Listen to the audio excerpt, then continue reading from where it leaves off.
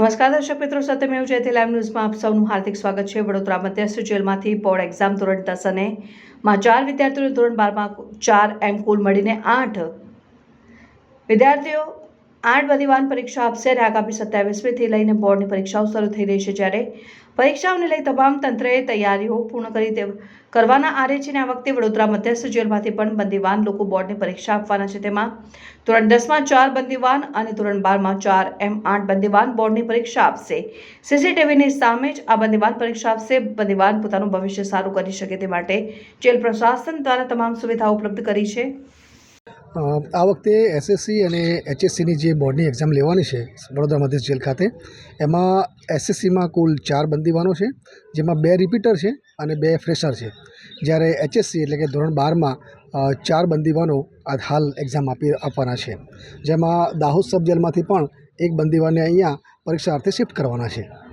Sir, કયા પ્રકારનું આ મૂળ પ્રોસેસ હોય છે? કેવી રીતે પ્રોસેસમાં એવું છે કે જે રીતે સામાન્ય રીતે દરેક શહેરોમાં અને સ્કૂલોમાં બોર્ડની પ્રક્રિયા થતી હોય છે, જેમ કે વિડીયો એટલે કે શું કહેવાય, કેમેરાની સામે જ એક્ઝામ લેવાની હોય છે, એવી રીતે અમે પણ અહીંયા અમારી જે ક્વોરન્ટાઇન છે એમાં કેમેરાની સામે જ આ એક્ઝામ લેવાશે, જેમાં સરકારી પ્રતિનિધિ બોર્ડ તરફથી આવે છે અને રિલીવર અને સુપરવાઇઝર એ અમારી તરફથી અમે અહીંયા નિયુક્ત કરીએ છીએ।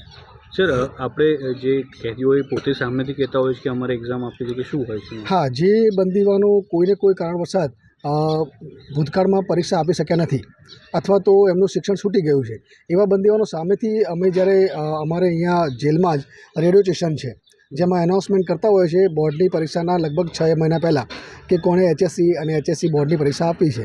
તો એના અનુસંધાને જે પણ બંદીવાનો ઈચ્છુક હોય પરીક્ષા આપવા માટે, એ લોકોને અમે એમના નામ મંગાવે છે અને એ લોકો સ્વેચ્છાએ જ આવતા હોય છે અને એ લોકો ઈચ્છા દર્શાવે છે। એમને એકવાર ફોર્મની પ્રક્રિયા થયા પછી એમને અહીંયાથી જ અમારા કેદી વેલફેર ફંડ દ્વારા અને સ્વૈચ્છિક સંસ્થાઓ પણ જો કોઈ આપવા માગતી હોય તો એમને તમામ પ્રકારનું સાહિત્ય મટીરિયલ પૂરું પાડવામાં આવે છે।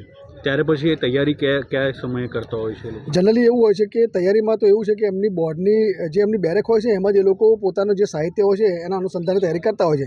છતાં પણ જો બંદીવાનો એવું ઈચ્છે કે અમને આના માટે કોઈ ટ્યુટર જોઈએ છે, તો ઘણા બધા બંદીઓના એવા હોય છે કે જે પોતે શિક્ષક હોય છે અથવા તો એમને કોઈ ટ્યુશનનો ક્લાસનો અનુભવ હોય છે અથવા પોતે ભણાઈ શકે એવી ક્ષમતાઓ ધરાવતા હોય છે, તો એમનું પણ અમે ટ્યુશનની વ્યવસ્થા અંદર ગોઠવતા હોઈએ છીએ।